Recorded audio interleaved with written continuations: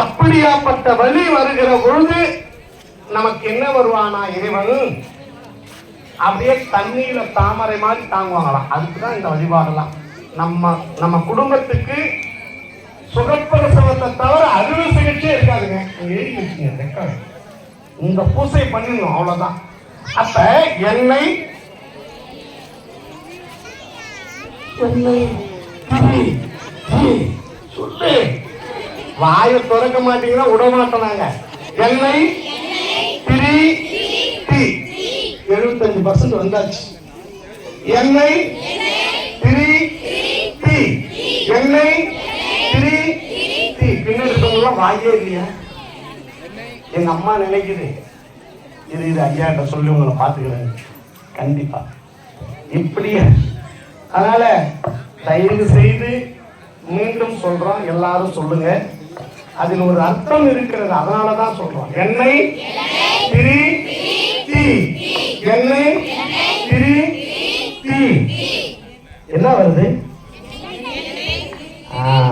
எண்ணெய் திருத்தி என்றும்.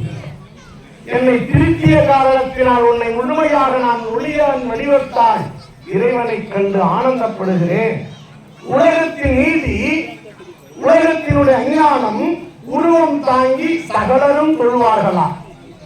சகலரை நீக்கி விஞ்ஞானகலர் என்று சொல்லக்கூடிய விஞ்ஞானகலர்கள் அருவுருவமாக தாங்கி நிற்பார்களா?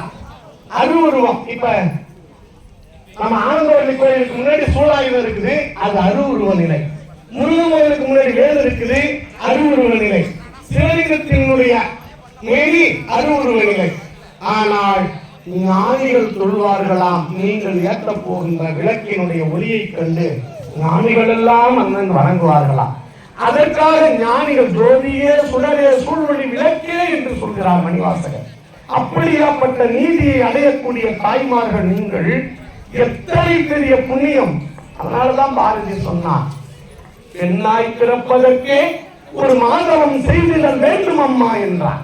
பெண் குழந்தை சாதாரணம் இல்ல, ஆண் குழந்தை பிறந்தால் கருணை இருக்கிறது, அவ்வளவுதான்.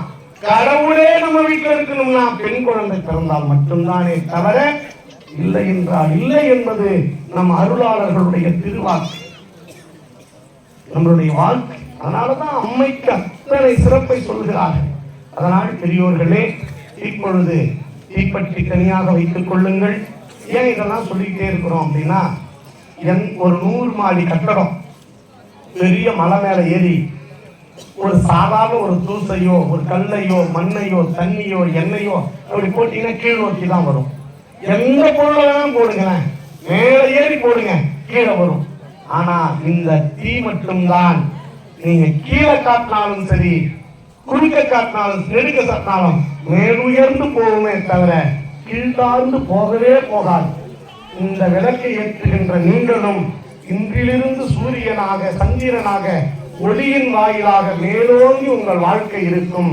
அதனால் இந்த உலகத்தின் வாழ்க்கையை தீர்மானம் செய்வது வாழையாக, இது அன்னமய கோஷம் என்பதனால் அரிசியாக, இறைவன் படைக்கக்கூடிய இறைவன் பிரம்மா, காக்கக்கூடிய தெய்வம் விஷ்ணு, நம்மளை எல்லாம் ஒடுக்கக்கூடியது ருதிரன், நமக்கு வினைகளை அகற்றுவது விநாயகன், நம்மளுடைய இச்சாசக்தி கிரியாசக்தி யோக சக்தி ஞான சக்தியாக இருப்பது அம்மையாகி அம்மை, அதிலே ஞானத்தின் உருவாக இருப்பது முருகப்பெருமான், அதிலே என்றும் செஞ்சுடராக இருப்பது சிவபெருமானை தாங்குவது இந்த பச்சரிசியாக வைத்து, இப்பொழுது நீங்கள் எல்லாம் இந்த இறைவன் கருணையை கொண்டு திருவருள் கொண்டு அவரவர்களும் கையை 3 முறை அந்த தண்ணியை எடுத்து 3 முறை அந்த தண்ணியை கையில விட்டுக் கொள்ள வேண்டுமா? அந்த உள்ளங்க சும்மா அப்படி கொஞ்சம் கொஞ்சம் 1 2 அப்படி தெரிஞ்சுக்கங்க. இன்னும் போகலாமா போகலாமா பார்த்துக்கலாம். பரீட்சை எழுத போறதுக்குமா நீங்க வந்து போனது பேனா வச்சிருக்காடா தங்கம், பேப்பர் எடுத்து போயிட்டு கேட்ப என்ன சொல்றது. கையை எடுத்து தண்ணீரை வைத்து மீண்டும் சொல்றோம் 1 2 3 4 அப்படியே இந்த கையை அப்படியே மடக்கி 1 2 6 முறை தான். இதுல ஒரே வாட்டி, இதுல 2 வாட்டி. இந்த கை எதற்காக பயன்படுதுன்னு உங்களுக்கு தெரியும். அதனால 2 முறை, இதற்கு 1 முறை. அடுத்தது 1 2 3 4 அப்படியே 1 இப்ப உள்ள வரணும். 1 2 3 4 அப்படி வந்துருதா? இப்ப வெளியே போன ஆற்றல் தான் உங்களுக்குள்ள உள்ள வரணும். இதெல்லாம் வீட்டுல கூட இப்படி செய்து பழகணும். இப்படி பழகினீங்கன்னா உங்களுடைய வாழ்க்கை சிறப்பாக இருக்கும். அதனால சொல்றோம். அப்ப உடனே கையை கூட்டி அப்படியே அது எல்லாத்தையும் பொருளை பார்த்து ஒரு கும்பிடு.